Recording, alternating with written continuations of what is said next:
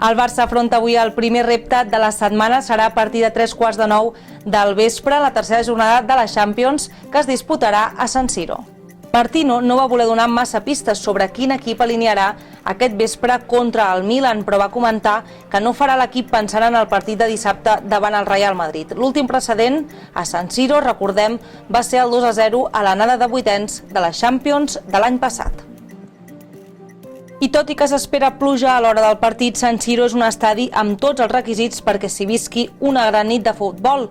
Compta amb una llotja amb televisor, ocupa una gran extensió de terreny i la seva estructura recorda el Santiago Bernabéu. Aquesta nit, fins a 81.227 aficionats podran veure l'espectacle de futbol en directe.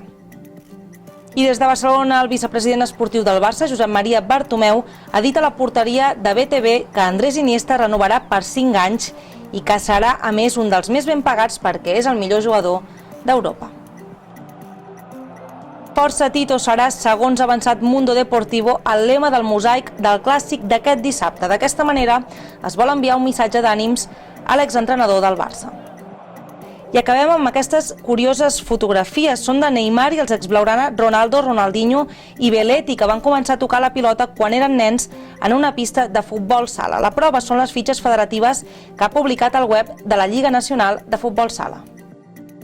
I bones notícies pel juvenil A del Barça, que ha guanyat per 2-6 al camp del Milan a la tercera jornada de la Champions juvenil. D'aquesta manera, el conjunt de Vinyals es col·loca líder del seu grup. I amb aquesta boníssima notícia acabem, com sempre, recordant-vos que podeu seguir a través de la tdp.cat totes les notícies relacionades amb el Barça. I avui també podeu seguir en directe a través del web la transmissió d'en Puyal del Milan-Barça a partir de 7:45.